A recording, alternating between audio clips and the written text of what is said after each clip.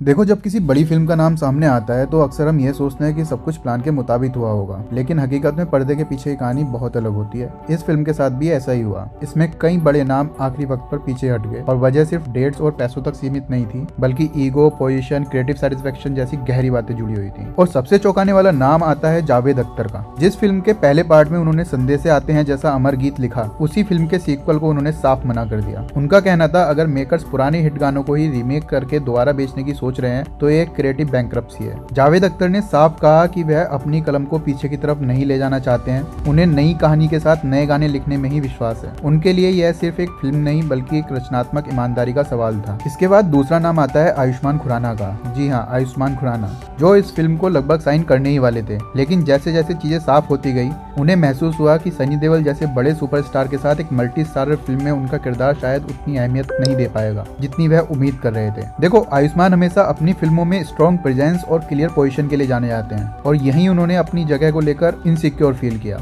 नतीजा ये हुआ कि चुपचाप वो पीछे हट गए और अब वही मेजर होशियार सिंह दहिया का रोल वरुण धवन ने निभाया। इसी तरह अगला नाम जो इस फेहरिस्त में शामिल है वो है कार्तिक आर्यन। कार्तिक आर्यन को भी मेकर्स इस फिल्म में साइन करने की सोच रहे थे, लेकिन कार्तिक आर्यन ने साफ मना कर दिया। उनका मानना था इस वक्त पर उन्हें केवल सोलो लीड फिल्मों पर ही फोकस करना है, जहाँ कहानी और कैमरा दोनों उन्हीं के इर्द गिर्द घूमे। कई बड़े सितारों के बीच स्क्रीन शेयर करना उन्हें सही नहीं लगा, इसलिए उन्होंने इस मौके को छोड़ना ही बेहतर समझा। और फिर आती है तब्बू की बात, जिसकी मौजूदगी दर्शकों को सबसे ज्यादा खली। पहली फिल्म में उनका किरदार कहानी का एक अहम हिस्सा था, लेकिन सीक्वल में उनका ना होना एक मजबूरी बन गया। देखो, जो इसकी प्रोड्यूसर है निधि दत्ता, उनके मुताबिक सनी देओल अपने पुराने किरदार कुलदीप सिंह चंद्रपुरी में नहीं बल्कि लेफ्टिनेंट कर्नल फतेह सिंह कलेर के रोल में नजर आए हैं। इस वजह से उनकी जो पुरानी पत्नी थी उनको जबरदस्ती इस फिल्म में फिट करना सही नहीं लगा, तो भाई तब्बू का नाम भी इस फिल्म से हट गया। तो भाई ओवरऑल अगर देखें तो इस फिल्म की कास्टिंग में छोटे बड़े बदलाव हुए, चाहे इसके शुरुआती फेज में हो चाहे उसके आखिरी फेज में हो, लेकिन अब ये फिल्म बॉक्स ऑफिस पर बढ़िया कर रही है। लोग इसको पसंद कर रहे हैं, हालांकि मिक्स रिव्यूज मिल रहे हैं, लेकिन फिर भी लोगों ने इसे बहुत अच्छा रेस्पॉन्स दिया है। 3 दिन में ही इसका कलेक्शन 100 करोड़ क्लब को क्रॉस कर गया है और आने वाले टाइम में भी इससे एक हाई एक्सपेक्टेशन रखी जा रही है। तो देखते हैं भाई ये कहां तक पहुंचती है। अभी इसके पास एक पूरा हफ्ता बचा हुआ है। बाकी आपको क्या लगता है, आप अपनी राय हमारे कमेंट सेक्शन में बताएं, और अगर मूवीज से प्यार है तो ओजी ब्रो इंडिया को सब्सक्राइब कर लें।